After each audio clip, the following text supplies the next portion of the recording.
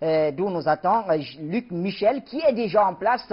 Luc Michel, bonjour, merci d'être là pour le débat panafricain, la première édition du mois de mars. Bonjour à vous, mon cher Bachir. C'est un plaisir, comme chaque dimanche, de vous retrouver à la tête du débat nord-africain parce que c'est une grande émission, mais c'est aussi un grand point de rencontre d'une communauté qui va bien au-delà d'un simple intérêt médiatique. Je salue tous les téléspectateurs, ceux d'Afrique, mais aussi ceux d'Eurasie. Ils sont nombreux à Bruxelles et Paris, par exemple, et ceux des Amériques. Il y a beaucoup de spectateurs au Canada, par exemple. Et évidemment, j'envoie un amical salut à tous mes collègues panélistes. Merci Luc Michel d'être là. Alors, vous allez nous parler cette semaine des relations Belgique-Congo qui sont entrées dans une nouvelle zone de tempête, il faut le dire ainsi, mais aussi de grandes affaires de corruption belgo-congolaises. C'est bien ça, Luc Michel? Eh bien, Bachir, je vais vous faire l'actualité de la relation Belgique, ancienne puissance coloniale, et République démocratique du Congo. Il y a beaucoup à dire parce qu'une série d'affaires qui se télescopent sont arrivées au cours des derniers jours et qui évidemment, et malheureusement pour le Congo, vont bien au-delà de la simple malfaisance de la Belgique. La relation belgo-congolaise, c'est une relation d'amour-haine. Les Belges veulent souvent ne retenir qu'un colonialisme soi-disant bon enfant et paternaliste, c'est celui de la bande dessinée Tintin au Congo, mais celui-là n'a pas existé. Ce colonialisme dissimulait une violence qui s'est exprimée dans les premières années de la colonisation, lorsque ce grand prédateur qui était le roi Léopold II de Saxe-Cobourg-Gotha s'était taillé un royaume, un État privé au Congo qu'on lui avait attribué à la conférence de Berlin. Il y a eu à ce moment-là non seulement violence, exploitation, crimes de guerre, mais aussi un génocide que certains historiens, non seulement congolais mais britanniques, estiment à 6 à 8 millions de Congolais. C'est énorme pour l'époque. À la fin de la relation coloniale, la violence s'est aussi exprimée par le massacre et l'assassinat et le martyre de Lumumba. Évidemment, la relation amour-haine, c'est aussi des liens qui existent toujours entre les peuples congolais et les populations de Belgique. Il y a une grande communauté congolaise que l'on trouve dans toute la Belgique, mais principalement à Bruxelles. Il y a un quartier de Bruxelles qu'on appelle le Matongé, comme un quartier de Kinshasa. Et les Belges, évidemment, ont donné la nationalité, les droits de vote, etc. Ce qui fait que la plupart des Congolais de Belgique aujourd'hui sont citoyens belges, votent. Et ils représentent un enjeu politique puisqu'ils permettent l'élection de plusieurs députés africains ou de partis se disant pro-africains, ce qu'ils ne sont pas le plus souvent, au Parlement régional qu'on appelle le Parlement de la région de Bruxelles-Capitale. Alors, Luc Michel, venons-en à l'actualité. Il y a simultanément trois grandes affaires à ce que nous sachions. L'actualité, c'est trois affaires. Ce sont le scandale créé par des propos néocolonialistes du ministre de la coopération au développement belge De Croo à Kinshasa vendredi en 8. Le second dossier, c'est un grand scandale de corruption internationale. Et le troisième dossier qui lui est lié, c'est la prise en main directement par Obama et le gouvernement américain. Et l'opération belge lui est liée, comme je vais l'expliquer, de façon à changer le régime en République démocratique du Congo. Le ministre De Croo, qui est donc ministre de la collaboration au développement, est allé avec le ministre des Affaires étrangères belge fédéral Reinders au Congo et il a tenu à l'ambassade de Belgique devant des Belges un discours scandaleux critiquant directement, suggérant le départ de Kabila. Il a eu sur place des contacts avec l'opposition, avec la société civile, qui est tout d'abord ce De Croo. C'est un fils à papa. Alexandre De Croo est le fils de l'ancien ministre et chef du Parti libéral Herman De Croo. Il doit sa carrière libérale à son père. C'est aussi un businessman formé aux États-Unis. C'est surtout un personnage impayable, comme on dit en français, et imbuvable, arrogant et suffisant. C'est lui, par exemple, qui était responsable en 2010 de l'échec des négociations gouvernementales qui ont fait que la Belgique a battu les records d'un pays sans gouvernement pendant plus d'un an. Le ministre de l'Information de la République du Congo, Lambert Mende Omalanga, lui a répondu vertement. Je partage sa réponse. Il a parlé de propos au vitriol. Il a expliqué que le ministre belge agissait par mimétisme colonial, se croyant encore au temps colonial. Il a dit comme moi, évidemment, que Tintin au Congo, c'était fini depuis longtemps. Ajoutons une chose, c'est que le ministre a parlé là-bas en néerlandais, langue totalement incompréhensible depuis 1960 et la décolonisation, par l'immense majorité des Congolais qui sont francophones. Mais il faut savoir que dans la Belgique fédéralisée, et qui est un État à bout de course, les néerlandophones se sont, parce qu'ils ont la majorité parlementaire notamment, se sont emparés de 80% des postes de commandement dans l'armée et des ambassades, etc. Et donc le discours en néerlandais devant les néerlandophones ne choque pas l'arrogant ministre libéral, mais évidemment, il a choqué les Congolais qui se souviennent d'ailleurs que les Flamands étaient les plus durs dans l'exploitation coloniale. Alors, Luc Michel, que vient faire Barack Obama dans tout cela? Est-ce que vous voulez nous dire que les Belges se sont fait les porteurs de valises de la Maison-Blanche? La deuxième chose, évidemment, c'est que Alexandre De Croo est là pour appuyer la volonté de changement de régime et de révolution de couleur rampante lancée par les Américains. La diplomatie belge n'a aucune autonomie. La Belgique, c'est un des États clients, ce qu'on appelle en anglais un puppet state. C'est un des États qui sont aux mains des Américains. La diplomatie belge fait ce que les Américains commandent, ce que l'OTAN commande. Les Américains ont décidé, lors du sommet USA-African Leader, au début du mois d'août 2014, une vague de changement de régime, et Kabila est un de leurs cibles principales. La campagne, les Belges sont là pour allumer la mèche et appuyer l'opération américaine. Des ONG belges, il y a des ONG belges dépendant de l'État belge, subsidiés, achetés, financés, comme il y en a aux États-Unis.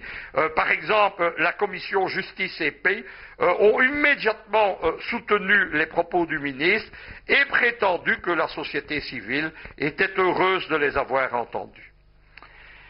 Cela prend place dans un contexte qui a toute sa signification, c'est-à-dire que une délégation de représentants de l'opposition congolaise est partie hier, 28 février, pour Washington, à l'invitation de la NDI, le National Democratic Institute.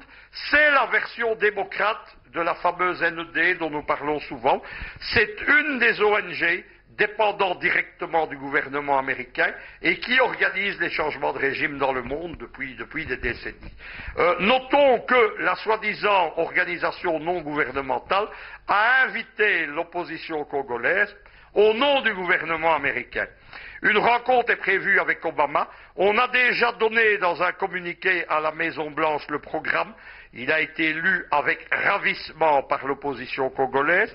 Il s'agit d'évacuer, le terme est tel quel, d'évacuer le régime Kabila, d'organiser les élections de 2016, de mettre en place un nouveau régime et de faire tout cela avec un candidat unique de l'opposition qui va être soutenu par le gouvernement américain, qui va être proposé par les Américains, par Obama lui-même, et si ça ne va pas, Obama a déjà prévu qu'il avait une autre alternative.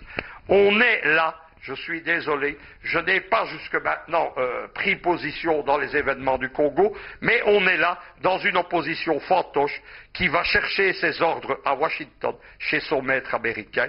Ce n'est pas cela qui fera avancer la cause du Congo. Ajoutons que toute une campagne est mise en place d'ONG belge dont j'ai parlé, mais aussi américaine, pour que le futur processus électoral soit placé sous le contrôle et l'organisation de la MINUSMO, précisément la mission des Nations Unies, dont Kabila et ses partisans veulent le départ, et dont il souligne à titre la volonté néocoloniale d'assujettir la République démocratique du Congo. Luc Michel, restons ensemble, puisqu'il y a une autre grande affaire de corruption internationale impliquant des politiciens belges et congolais. La seconde affaire, Bachir, c'est une grande affaire de corruption internationale qui implique la Belgique et la République du Congo, mais aussi la France et le Kazakhstan. Et où nous allons retrouver quelqu'un que nos téléspectateurs connaissent bien aussi dans des dossiers de corruption. J'en ai parlé dans l'émission Le Mérite panafricain longuement vendredi. C'est Nicolas Sarkozy, à qui l'on découvre une nouvelle casserole après le Qatari Gate, après le Tripoli Gate, après le Karachi Gate. Nous avons maintenant le Kazakhstan Gate. Tout démarre par une enquête sur la disparition d'un comptable du grand groupe sidérurgique suisse Duferco, mais qui à l'origine est un groupe belge, il a été racheté, qui disparaît à Kinshasa. La justice belge enquête et elle découvre une affaire de pot de vin et de corruption. Un juge est chargé, il s'appelle Michel Claes, c'est le spécialiste des grandes affaires de corruption internationale. Il a une réputation surtout d'incorruptible et d'un homme qui n'aime pas les politiques. Il est chargé du dossier en novembre 2014. Il prépare méticuleusement le dossier jusqu'il y a 4 jours. Il y a 4 jours, un coup de tonnerre éclate. L'ex-ministre libéral et maire de Waterloo, Serge Koubla, est arrêté, emprisonné. Il va sortir au bout de 2 jours, ce qui veut dire qu'il a parlé. Pour qu'un juge d'instruction vous sorte aussi vite, c'est que vous êtes en aveu. Il dit que non, mais c'est. De quoi s'agit-il ? Il est accusé d'avoir remis un pot de vin de 20 000 euros. La somme est petite, mais on précise que ce n'est qu'un petit versement dans une grande affaire et que lui-même, Serge Koubla, est un petit poisson. Traduisez que si dans des affaires de corruption et de scandale, il y a des fusibles qui sautent pour épargner les politiques, ici, c'est l'inverse. Le fusible cubain a grillé et en prenant feu, il a mis le feu à tout le tableau électrique. Il y a d'autres têtes qui vont tomber. On peut faire confiance au juge Claes. C'est un magistrat, vous savez que je suis très sévère pour la magistrature belge, mais celui-là mérite ses fonctions. Derrière cela, de quoi s'agit-il? C'est une tentative de corruption de la firme Duferco vis-à-vis du Premier ministre de la République du Congo, Adolphe Mujito, l'intermédiaire ayant reçu l'argent étant sa femme. Il faut quand même savoir quelque chose. Le but étant de s'emparer, je vais y revenir, d'un complexe sidérurgique. Et pour faire cela, Duferco aurait dû refinancer la loterie de la RDC. Ne cherchez pas à comprendre, mais au Congo, évidemment, ça se passe comme ça. Mouzigo, évidemment, nie. Mais le problème, son surnom au Congo, c'est Monsieur 25%, ça dit tout, et sa femme est bien connue pour être une intermédiaire qui va régulièrement, qui sert un peu d'interface dans les opérations de paiement de pots de vin, de corruption, etc. C'est la dégradation de la fonction publique coloniale congolaise, c'est la dégradation de l'État congolais qui va à la faillite après le départ du Premier ministre Gizenga. Tout ce qui a suivi après, ça a été le pillage du pays et la corruption. Alors, Luc Michel, ça ne s'arrête pas là, mais nous allons terminer par là. C'est notre dernière question. Un autre dossier apparaît au même moment, et vous le savez, vous nous le dites. Il faut comprendre maintenant quelque chose, c'est que apparaît immédiatement le lendemain un deuxième dossier. Celui-là, officiellement, n'a rien à voir avec le Congo. Je dis officiellement et vous allez comprendre pourquoi. Il implique un autre ancien ministre libéral, ancien président du Sénat belge, ancien maire d'Uccle dans la région de Bruxelles, et qui s'appelle De Decker. Lui vient d'être inculpé en France dans une grande affaire de corruption entre la France et le Kazakhstan, où des Belges sont intervenus comme intermédiaires. Le principal bénéficiaire de tout ça, eh bien, de nouveau, la justice pointe du doigt Sarkozy. De Decker est accusé, étant président du Sénat, d'être intervenu comme avocat dans une affaire sur laquelle il devait voter une loi pour protéger un groupe de 3 industriels kazakhs, dont un certain Patok Chodiev, et vous allez comprendre pourquoi je le cite, et de façon à leur éviter la saisie de leurs biens en Belgique dans une immense affaire de corruption et de fraude fiscale. La loi a bien été votée et ils ont fait, le droit belge le permet, une transaction avec le fisc qui leur a permis notamment de garder la plus grande partie de leur fortune, leurs biens et d'échapper à des peines de prison. Qu'est-ce que ça vient faire dans l'affaire du Congo? Mais c'est très simple. Tout d'abord, Patok Chodiev, c'est le voisin de Serge Kubla à Waterloo. Ils habitent 2 villas luxueuses côte à côte. Secondement, on retrouve ce Patok Chodiev dans l'affaire de Duferco au Zaïre, où justement Kubla est intervenu dans une affaire de corruption, donc du Premier ministre Mojito. De quoi s'agit-il? On va la résumer rapidement. Au moment où Mobutu, c'est l'ancien régime zaïrois, voulait faire une grande puissance africaine et indépendante du Zaïre, il avait lancé un grand complexe de production d'acier qu'on appelle la Socidaire et qui est établi à Maluku dans la banlieue de Kinshasa. Il s'agissait de produire 100 millions de tonnes d'acier.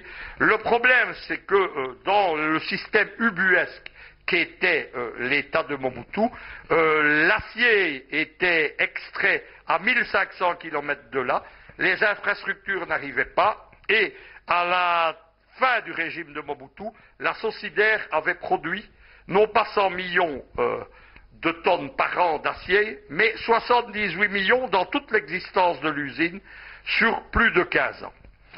Des projets ont été faits pour racheter la Socidaire. Il y a une première tentative par le groupe Alfero britannique. L'affaire échoue parce que éclate un premier grand scandale international où est impliqué Tony Blair et des membres de son gouvernement. Et déjà, on voit l'intermédiaire kazakh intervenir dedans. Arrive ensuite Duferco, et de nouveau, aux côtés de Duferco, figure un intermédiaire kazakh, vous devinez lequel, c'est le voisin du maire de Waterloo.